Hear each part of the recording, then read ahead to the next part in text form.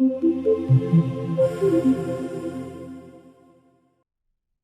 dot syntax and methods. Notice we use dots or periods to separate objects from their properties or their methods in JavaScript.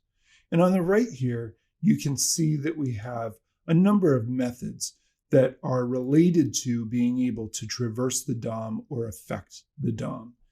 Insert before, we can create an element and insert it before another element.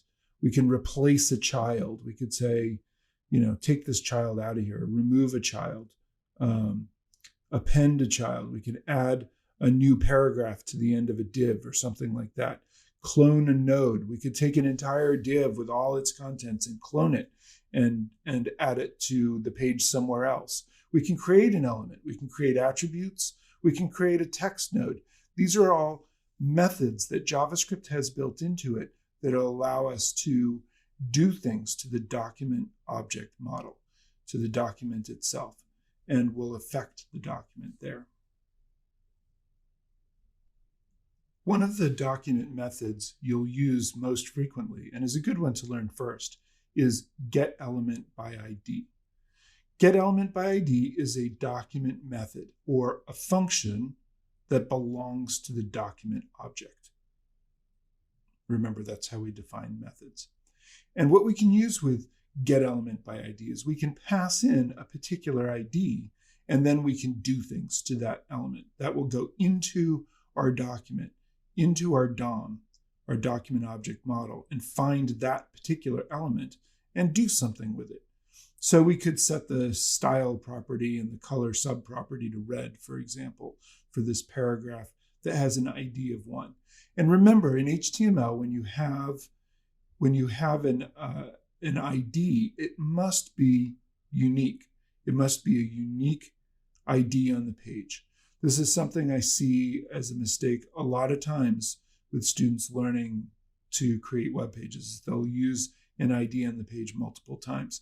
But the whole point of an ID is that it's unique. Just like you have a student ID or a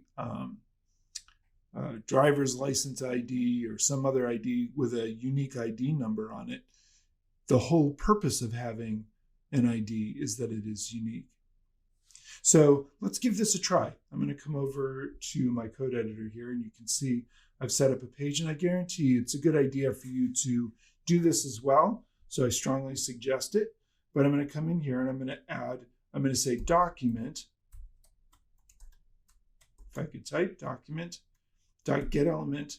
And you can see as I start typing that it even comes right up here, and I can actually select it from the list to make sure I get it right, because you have to get the capitalization right. It's camel cased, so the get is lowercase, but E is uppercase, B is uppercase, and I is uppercase, but the D is lowercase. So you have to get that right, otherwise it won't work. And I'm going to pass in 1 because it's going to match this ID here.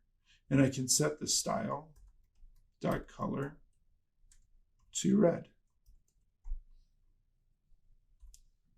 If I save that, and then I come back over here, and you can see I have this web page loaded up here, and it's black here. But as soon as I refresh the page, you'll see that it's turned red.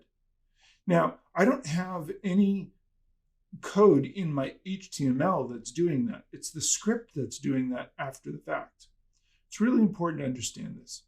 So as I come down here, notice paragraph ID 1, and then style color red is added here. But I didn't add that. That's not in the HTML that I added.